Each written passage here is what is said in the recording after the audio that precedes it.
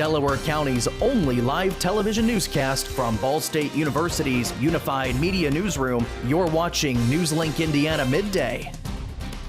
Welcome to NewsLink Indiana Midday. I'm Graham Hackett. We're less than 7 hours away from the Ball State women's basketball team tipping off in the NCAA tournament. Our very own Max Robson is on the scene in Waco ahead of the tip. Welcome to Waco, Texas. Some may come to the Lone Star State to do a little line dancing, maybe practice their square dances. Right behind me in Foster Pavilion, the Ball State Cardinals women's basketball is practicing a dance of their own. For the first time since 2009, the Cardinals are back at March Madness. Words can't even describe it, honestly, but it's just, again, you dream about this as a little kid, and especially like being in a mid-major conference and just at a school, like you kind of get overlooked a little bit or underlooked in that sense, but I'm just glad to be here.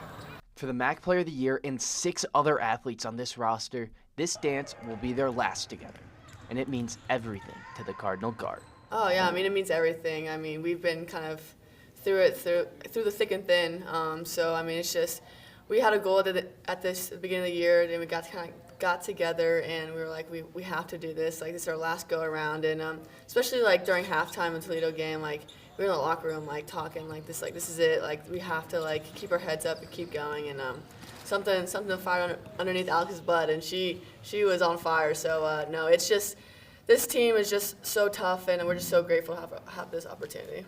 The Cards look to repeat history once again as they were handed the 12th seed this past Sunday, just as they were 15 years ago. The best thing about tonight is that we're a 12 seed.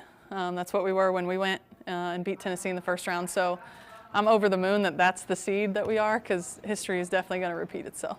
The Ball State squad will face off Friday night at 6 against the Ole Miss Rebels. Go Cards. For live NewsLink Indiana and daily news Ball State March Madness coverage all week, check out our Instagram at NewsLink Sports and website at ballstatedaily.com.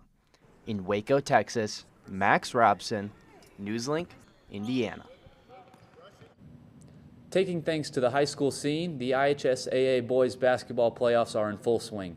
And for the #1 ranked Wapahani Raiders, expectations are soaring. NewsLink Indiana's Jaden Collins caught up with the team during their preparations for semi-state.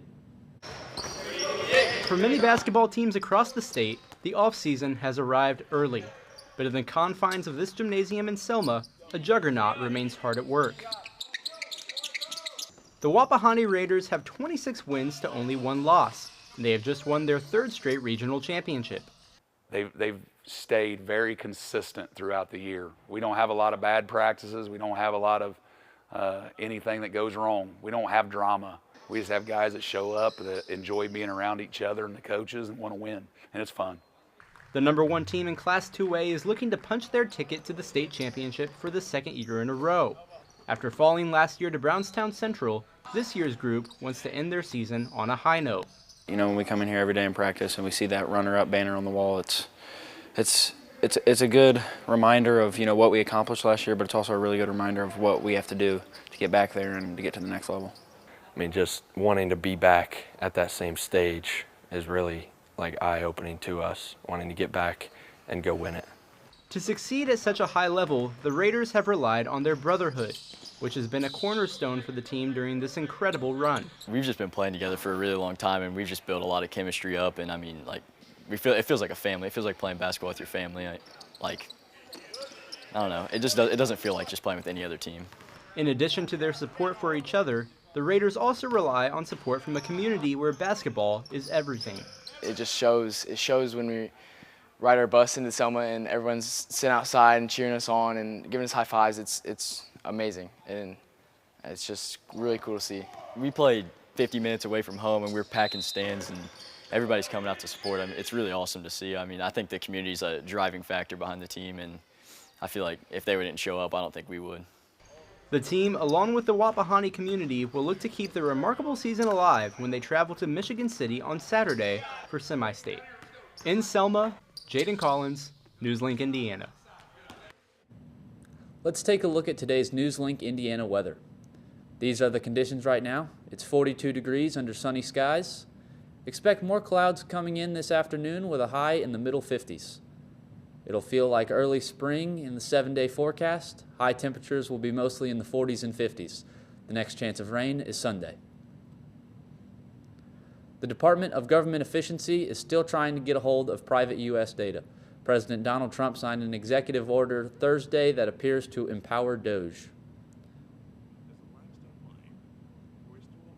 While Doge was not explicitly named, the order directed the heads of government agencies to ensure federal officials designated by the president have access to unclassified federal agency records, data, software systems, and information technology systems. The order is limited to unclassified data. This comes as Doge has been trying to access federal systems and sensitive government agency data. On Thursday, a federal judge blocked the Social Security Administration from giving Doge access to sensitive agency data, including personal identification information. U.S. Postal Service workers and advocates held a day of action in hundreds of cities across the country in response to the Trump administration's attempt to privatize the Postal Service. Just outside of the U.S. Post Office on Milwaukee Street, on Madison's east side, people gathered to protest over potential changes that could affect how you receive mail. This isn't really a union versus management thing. This is about maintaining the integrity of the Postal Service so that way we can service everyone in America. The protest comes after the Trump administration weighs plans to transfer the USPS to the Department of Commerce and take away its independence. The president also saying he's thinking of privatizing the mailing company, making advocates like Evan Elkins speak out in opposition. We believe that this is a prelude to further privatization at USPS, cutting it up and selling it for parts to various for-profit companies. Advocates at the gathering say that the threat of privatizing the USPS could have significant impacts on people living in smaller communities in Wisconsin that have limited access to receiving their mail. USPS is very instrumental to delivering to those rural areas because they're not very profitable to deliver to it. You need a public service to have that universal delivery guarantee to all addresses in this country. If you left that up to for-profit like shipping logistics companies like UPS, FedEx, Amazon, it's just not profitable to deliver to those rural communities. Protests against privatizing the USPS are ongoing around the country by advocates and employees. A former Facebook executive turned whistleblower says Meta is blocking her from speaking to Congress about her experiences at the company. Sarah Wynne Williams detailed her experiences at Facebook in a new book, Careless People, but Meta moved quickly to stop her from promoting or discussing the memoir.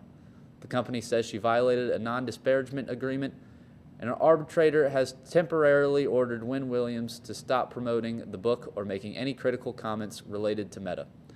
Wynne Williams' lawyer says that order is now preventing her from responding to requests from lawmakers in several countries. Careless People includes striking details about Wynne Williams' time at Facebook, including the social media giant's efforts to expand into China and alleged sexual harassment.